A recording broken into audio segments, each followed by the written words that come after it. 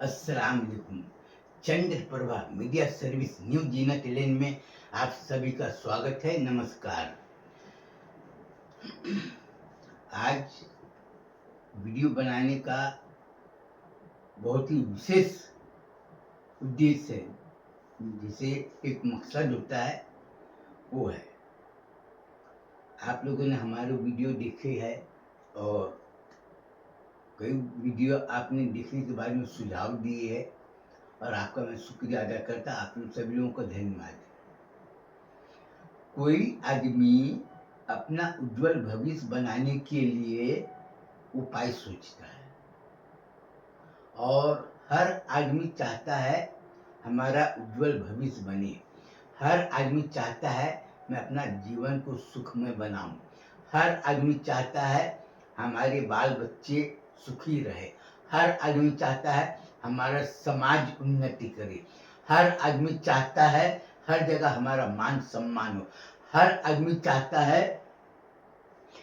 कि सुखमय जीवन बिताने के लिए हमको क्या करना चाहिए। तो आदमी जब सोचता है तो उसके दिल में, उसके दिमाग में जो आता है, एक अच्छा एक बुरा। अच्छा ये आता है कि मैं मेहनत करके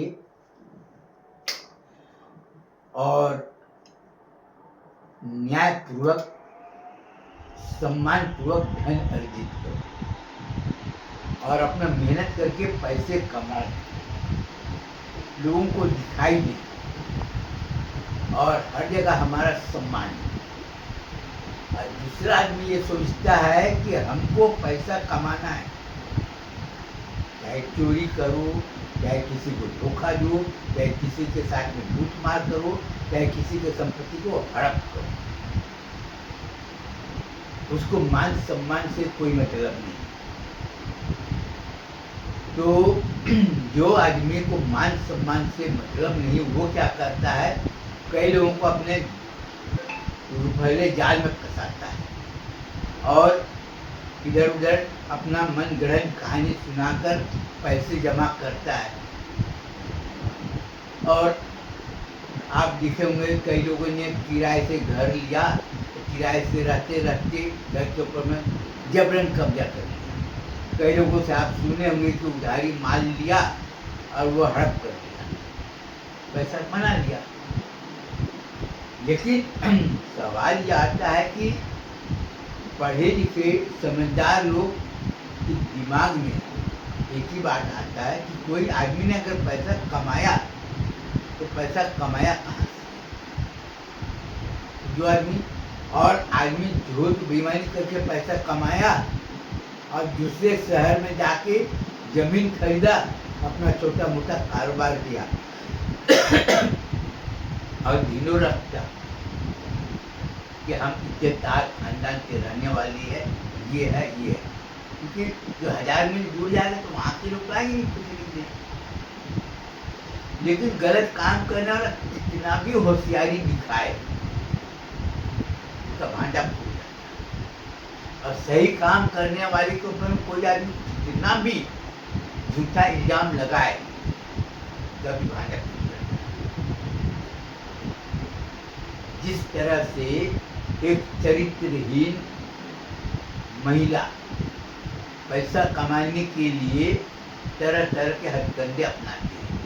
सवाल ये कि कोई लड़की हो और वो अगर स्कूटर में घूमे, अच्छे कीमती कपड़े पहने, अच्छे कीमती घड़ी बांधे, सोने का जेवर हो, उसके बाद अपना, तो लोगों के कान खड़े होकर कि ये लड़की करती क्या है। अब वो बोलती है कि मैं मेहनत करती हूँ और वो सोचती है कि मेरा भंडार नहीं फूटेगा, वो ये सोचती है। अब लोगों को चुतिया बनाती है, मैं पढ़ी लिखी हूँ, ये हूँ, वो इंदिरा पीती। लेकिन मेडिकल रिपोर्ट को झुकरा नहीं सकती। वो लड़की कई लोगों के साथ में अपना शारीरिक संबंध बनाती है, पैसे लेती है, अपने स्कूटर में घूम के लोगों को दिखाती है, ये तो भांडा आज नहीं तो कल फूट जाए। उसी तरह जो आदमी मेहनत करता है वो आदमी उधारी लेके पैसा अगर घर बनाएगा, उधारी चुकाएगा। और मेहनती आदमी चाहे भले कपड़ा जैसा भी पहने, लेकिन जब वो कोई कारोबार है, जैसे सब्जी की दुकान हो, फ्रूट्स की दुकान हो, या किराने की दुकान हो, या जूते की दुकान हो, तो उसके मेहनत से, उसकी ईमानदारी से उसका कारोबार अच्छे चलता है। जब साल 2 साल 4 साल 5 साल 10 साल जब हो जाता है, जब सब लोग जानने लगते हैं, तो बहुत से दुकानदार लोग चाहते हैं कि मेरा माल ले, बेचे और मेरा पैसा वापस दे। क्यों? क्योंकि उसके दिमाग में ये बैठता है कि आज अगर मैं 25-50 हज़ार का माल दूंगा, मेरा माल देगा। तो कई लोग आते हैं, इस तरह से वो महीने में 3-4 लाख रुपए का माल बेचना चालू कर देता है, और वो अपने मेहनत से कमाई करता है। इसको बनाने में 20 साल 25 साल लग जाता है। सबसे पहले अपनी पहचान बनाता है कारोबार में। पहचान बनाने के लिए उसको साल 2 साल 3 साल 5 साल तो लग ही जाता है। उसके बाद जब सब लोग जब जानने लगते हैं कि यह आदमी माल बेचता है ना, कि झूठ नहीं बोलता, खराब माल नहीं देता, और लोगों के साथ में अच्छा, तो उसके पर में लोग विश्वास करते हैं। और इस तरह से कारोबार, वो भी बाहर से माल लाना चालू कर देता है। सेठ को पहले 5,000 10,000 20,000 का माल जब लेता है, थोड़ा थोड़ा जब उसको टाइम पर पैसा दे देता है, सेठ के ऊपर में, महाजन के ऊपर में अपना विश्वास बना लेता है। और एक महाजन ने वो 4-5 महाजन पकड़ लेता है कि हमको दाल देना, कोई बेटा चावल देना, कोई बेटा आटा देना, कोई और कुछ दुनिया भर के रहते। तो हर आदमी लालच रहता है पैसा कमाने का। और बुद्धिमान आदमी उसी को बोलते हैं कि अगर पैसा लिए, एक आदमी से अगर हमने लेन देन किए, साल 2 साल 4 साल अगर हमने उसके साथ में अच्छा किए, तो उसका असर और लोगों के ऊपर में पड़ता है। क्यों? क्योंकि वो बिना पूंजी का काम कर रहे हैं ना। तो उसके पीछे 2 आदमी जो होते हैं, 2 से 4 होते हैं, 4 से 10 होते हैं। तो अगर थोड़ा थोड़ा भी कमाए सबसे, पैसा अपना जमाओ, उसके बाद सब लोगों को बोलता है कि भाई आपसे हमारा लेन देन करते हुए करीब 10 साल हो रहा है, और आप लोग मेरे को पहचानते हैं, मैं अपना घर बनाना चाहता हूँ, और मैं ये चाहता हूँ कि आप, सबको नहीं बोलता, बोला आपसे हमारा लगाव है, इसलिए मैं चाहता हूँ कि अगर 25-30 हज़ार रुपये आप उधारी दे या उधारी माल दे, मैं आपको इसका पैसा 1 साल के बाद में दूंगा, थोड़ा थोड़ा करके। आदमी जान जाता है कि भाई अपना ग्राहक है, इतना साल से लेन देन कर रहा है। इसी तरह से जितने पहचान वाले हैं, 10-12 महाजन है, सेठ है, सबको ये बात बोलता है 5 लाख रुपये में घर बनाया, सबको दिखाई दिया, और धीरे धीरे करके तो 3 साल में सबका पैसा चुका दिया। अब लोगों में विश्वास क्या बना कि जो सेठ इतना बड़ा घर बनाया, इतना बड़ा कारोबार, अब उसका कारोबार को 10 गुना बढ़ोतरी मिल गया। तो इसका असर कहाँ पड़ता है? आसपास गांव वाले के ऊपर में। उसका देखकर गांव वाले भी अपना उसी तरह से अपना उज्जवल भविष्य बनाने के लिए अपना उपाय सोचता है। कि वो तो किराने का दुकान है, मैं कपड़े का दुकान है, कोई बोलता है मैं चप्पल, जूते चप्पल का काम कारोबार, कोई बोलता है मैं हार्डवेयर की दुकान, बोला वो ये काम करूँगा, कोई बोलता है टीन वगैरह बेचने का, वो काम करूँ। सब अलग अलग करते हैं और अपना काम कर रहे हैं। तो इससे क्या होता है कि आदमी पढ़ा लिखा नहीं होने के बाद में भी जिंदगी का तजुर्बा उसका काम आता है। और जो आदमी पढ़ लिख, और हर आदमी चाहता है हमारा बच्चा पढ़े लिखे और अपना अच्छा काम करे, क्योंकि आज कई जगह उसको नौकरी के लिए पढ़ा लिखा आदमी मांग रहा है, तजुर्बे काम आदमी मांग रहा है। तो धीरे धीरे आज पढ़ना लिखना लोग चालू कर दिए और लोगों में समझदारी धीरे धीरे आती है। अब आपको मैं असली मुद्दे की बात बताता हूँ कि हजरत आमिना इस्लामिया मदरसा ग्रुप भी, जो कि तबलीगी जमात से उसका संबंध है, और मोहम्मदी इस्लामी दावत अजवांचल, जिसको बीड़ा बोलते हैं, तो वो इस संस्था के जरिए अपना पूरा सब जमा रहे। तो तबलीगी जमात वाले जो काम कर रहे हैं, तो वो क्या काम कर रहे थे, उनको लोगों से कोई लेना देना नहीं। जबकि तबलीगी जमात वाले जो काम कर रहे हैं उसका मूल उद्देश्य क्या है, अपना इस्लामी दावत देना।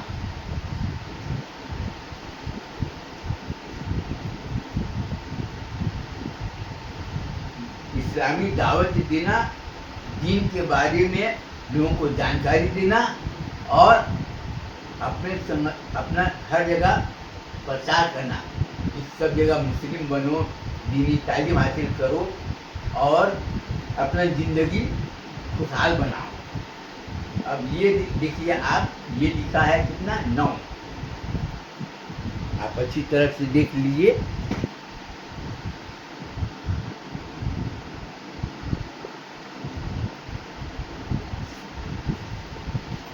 तो हम इधर बैठे हैं, ये जो 9 है ये हमको दिखाई देगा, मैं लिखा हूँ 9 लिखा हूँ। अब इसी अब जो आदमी रुकता बैठा है तब उसको क्या दिखाई देगा 6।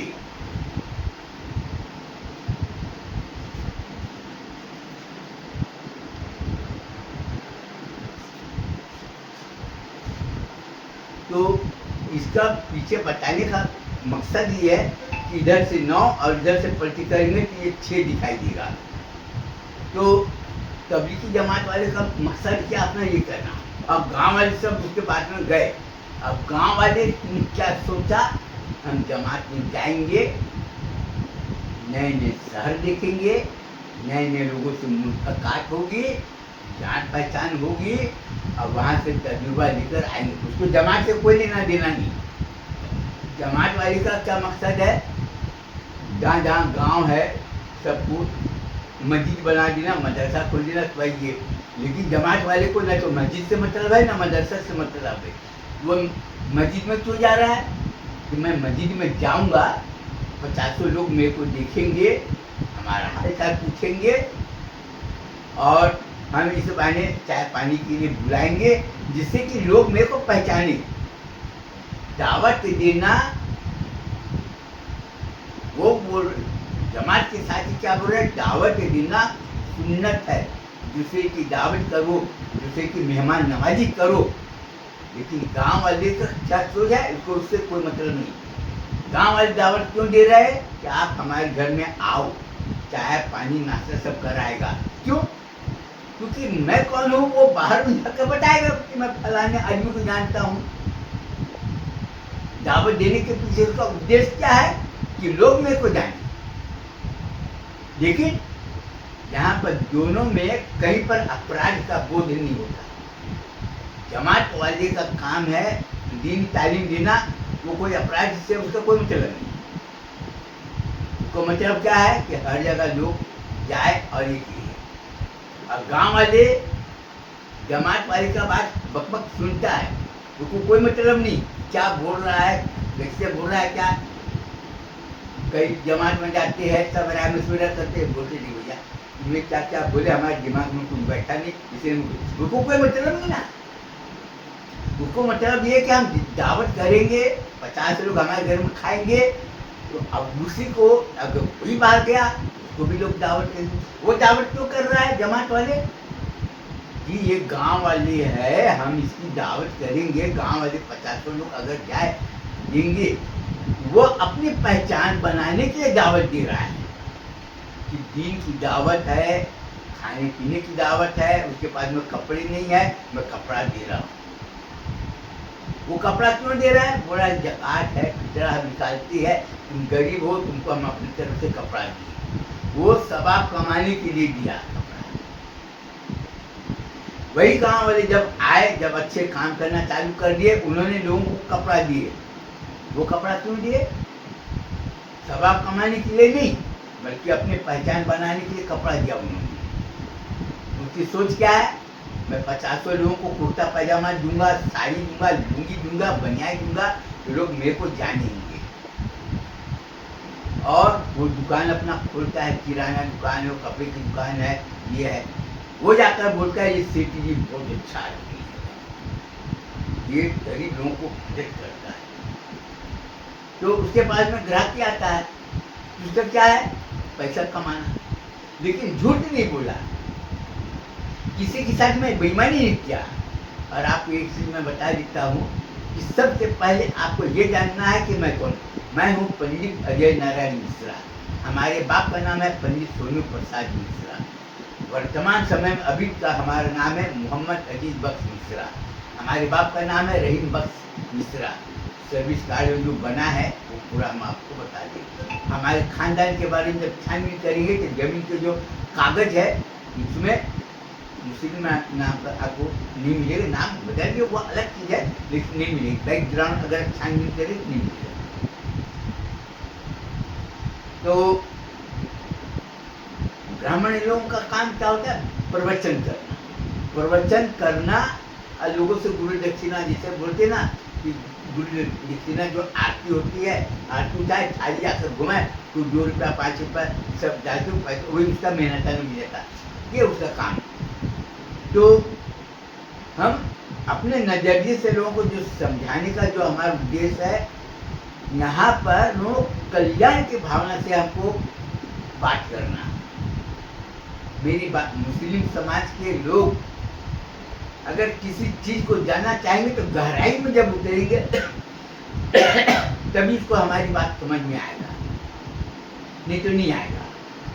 तो गांव में अब धीरे धीरे जब जमात जब आना जाना चालू हुआ, पढ़ना चालू हुआ, कि लोग मदरसे में कभी गए नहीं थे। गांव वाले जब बाहर गए 40 दिन का 4 महीने का बोलते ना, 40 दिन के लिए कौन कौन जाएगा हाथ उठाओ, तो बोलते अरे भाई मेरे पास काम धाम, बोले चलो ना 40 दिन। और लोग बोल देते हाँ ठीक जाओ, तुम जमात में जाओ। 40 दिन गए, अपने घर गए, ठीक है। उन्होंने आकर अपना तजुर्बा बताया, मैं फलानी जगह गया था, वहाँ पर गया था, वहाँ पर गया था, वहाँ पर गया था, वहाँ के लोग हमारे दावत दिए, वहाँ के लोग ऐसे रहते हैं, लोगों का रहन सहन ऐसा है, खाना पीना ऐसा है, ये ऐसा है। अब उसका देखा देखी और गाँव वाले गए, अब सभी गाँव वाले अब सब जब शहर जब गए, बड़े बड़े शहर घूम फिर कर आए, अब गाँव वाले भी अपना कारोबार में लग गए और वो लोग भी दावत देना चालू कर दिए। इससे क्या हुआ कि बाहर में जब जाने से उसको जब तजुर्बा हासिल हुआ तो अपने आसपास जो गांव है, आदिवासी इलाका क्षेत्र के जो होते ना, वहाँ पर कोई नगर वगैरह सब गांव रहते हैं, तो उन लोगों ने भी अपने यूनिटी बना, सब जगह दावत दिए। दावत देने से क्या हुआ कि आमने सामने में जब आते हैं बोलते क्या, अस्सलाम वालेकुम बोलते ना, सलाम को आम कर, कोई भी दिखे अस्सलाम वालेकुम, उनको कोई लेना देना नहीं सलाम से। सलाम एक बहाना है, अरे यार तू मुसलमान है, मैं मुसलमान हूँ, सलाम करना अपना फर्ज, जबकि ये कोई मतलब नहीं, इसका कोई औचित्य नहीं बनता। लेकिन सलाम क्यों किया कि वो मेरे को पहचान। अब उसको सलाम किया, अब वो क्या किया, बोला भैया कहाँ रहते हो, हम यहाँ पर ये रहते हैं। अरे भैया आपका हमारे घर में दावत है। वो दावत क्यों दिया कि लोग मेरे को पहचाने, मैं फलानी जगह पर गया था। बोले हाँ यार मैं फलानी गाँव में गया था, उसको जानते, हाँ फलाने आदमी जानता हूँ, बहुत अच्छा आदमी। जबकि उसे कोई जान पहचान नहीं, कोई लेना देना नहीं, ना उससे कोई नाते रिश्तेदार, लेकिन उसको चाय पिला दिया, उसको दाल चावल रोटी सब्जी खिला दिया, बोला बहुत अच्छा आदमी। अब उसने सलाम किया, मैंने सामने वाले को, वो खुश हो गया। अब सामने वाले दावत दिया, अब उसको बोला कि तुम हमारे घर आना, हमारे घर। अब वो आया, सबको पता ये फलाने गांव का रहने वाला है और इसके घर में गया था, इसका रहन सहन ऐसे, इसके ये है वो है, उसके गाँव वाले को पता। अब 2 गांव वाले जब आपस में जब एक दूसरे से मिलन हुआ, उसका असर आसपास वाले गांव में, अब वो लोग भी सब गांव में भ्रमण करना चालू कर दिए। इस तरह से क्या हुआ कि हजारों की संख्या में लोगों का जान पहचान हुआ, हजारों की संख्या में कारोबार की बढ़ोतरी हुई, हजारों की संख्या में लेन देन हुआ। लेन देन कैसा, अरे फलाने भैया मैं थोड़ा परेशान हूँ यार, कुछ मदद करोगे, मैं कारोबार करूंगा, दे दूंगा। सामने वाले ने उसको 10,000 रुपया दिया, बोला कोई ब्याज वगैरह नहीं देना। 10,000 के पीछे मूल उद्देश्य क्या है, यहाँ पर छिपा हुआ है। मूल उद्देश्य ये है, फलाने गांव वाले ने 10,000 रुपया दिया, इन्होंने कारोबार किया और इन्होंने वापस कर दिया। उसका प्रचार 10 गांव में हो गया कि भाई फलाने आदमी ने दिया। तो अब वो जहाँ पर भी जाता है, हुजूर अस्सलाम वालेकुम, आप कैसे हैं, क्या है हुजूर, आपका दावत हमारी गरीब खाने में आप तशरीफ लाइए। ये कोई नाती रिश्तेदारी क्या नहीं, लेकिन दावत क्यों दिया, वो मेरे को पहचाने की कभी भी। यहाँ पर मूल उद्देश्य ये हमारा कि शिक्षा संस्था का जानकारी देना कि शिक्षा एक वो शक्तिशाली हथियार है कि शिक्षा के माध्यम से आप जहाँ चाहो आप वहाँ अपना कामयाबी का झंडा गाड़ सकते हैं। सफलता आपके कदमों में चुमेगी। और शिक्षा का मूल उद्देश्य यही है कि ज्ञान प्राप्त हो, और ज्ञान प्राप्त करेंगे तो आपका परिवार सफल होगा, उसका उज्जवल भविष्य बनेगा, आपके समाज का उज्जवल भविष्य बनेगा, और उससे एक दूसरे में सहयोग की भावना होगी। और ये इस तरह से जमात वालों जब इधर उधर गाँव जब घूमना चालू हुए तो हजारों लोगों से जब जुमे की नमाज होती है, मौलाना साहब बकबक करते हैं, ये ना पड़ा उनको बकबक किया जरूर, लेकिन उसकी बकबक को कोई नहीं सुना। ये नंगा सच है। नमाज जुमे की नमाज पढ़ने क्यों गए, सबसे मिले, वहाँ पर हजारों की संख्या में मरकज मस्जिद है, सब ये है, वो बोला अल्लाह रसूल की बात होगी, ये होगी, सब डर सब घूमे, पूछे भैया आप कहाँ से आए, आप कहाँ कर रहे हैं, हम यहाँ पर ही। अच्छा अच्छा, क्या करते, ये करते। तो ढेरे सबका जान पहचान हुआ, उनको कोई मतलब नहीं, न तो जुमे की नमाज से उसको मतलब है, और न तो कोई मौलाना का बकवास सुनने से मतलब, कोई बकवास, सिर्फ जान पहचान हुआ। यही धीरे चारों तरफ हुए। सलाम एक आम है, एक जरिया, और नमाज पढ़ना एक लिए। अब धीरे नमाज के जरिए क्या हुआ, उसके दिमाग में बैठा कि सभी को नमाज पढ़ो, अपने औलादों को नमाज पढ़ने की जोर दिया। बेटा तुम नमाज पढ़ने जाओगे, लोग तुम्हारी इज्जत करेंगे, वो बोला, जान पहचान होगी, तुम्हारी पहचान बनेगी, तुम अच्छे लिए।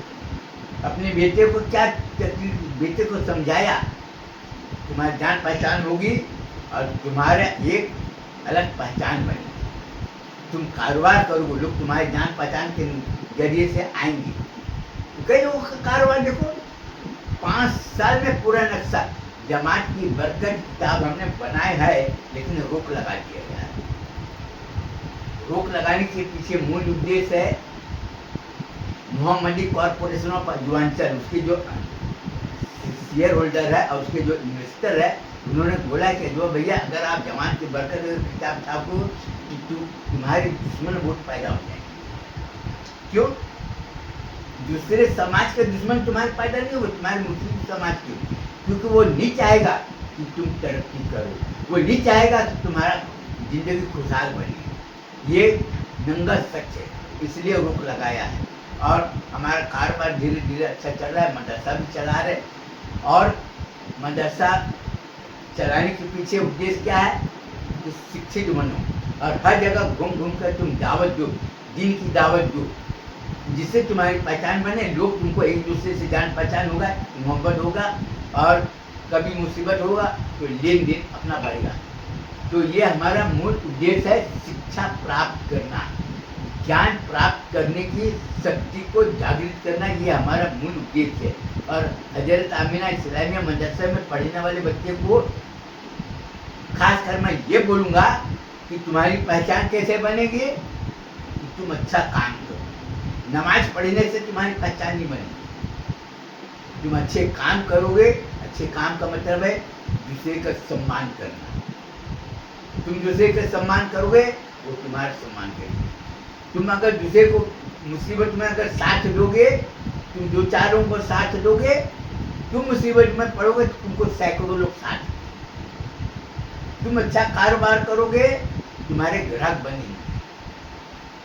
तुम्हारे ग्राहक बनेंगे, तुमको रोजी रोटी मिलेगा और तुम लोगों को ग्राहक बनाने के लिए तुम लोगों को बोलेगे जिस तरह से मैं भी कारोबार करूँ उस तरह से तुम भी करो। क्यों? क्योंकि अगर सैकड़ों लोग अगर रोजी रोटी से जुड़ेंगे तो तुम्हारा समाज एक शक्तिशाली के रूप में खड़ा होगा। और इसके साथ ही मैं अपना बयान ख़त्म करना चाहता हूँ, क्योंकि थोड़ा सा तबीयत ठीक नहीं लग रही। फिर अगले बार में मैं बयान करूँगा। तब तक के लिए आप हमको विदा कीजिए। अस्सलाम वालेकुम, सबको नमस्कार, खुदा हाफ़िज़।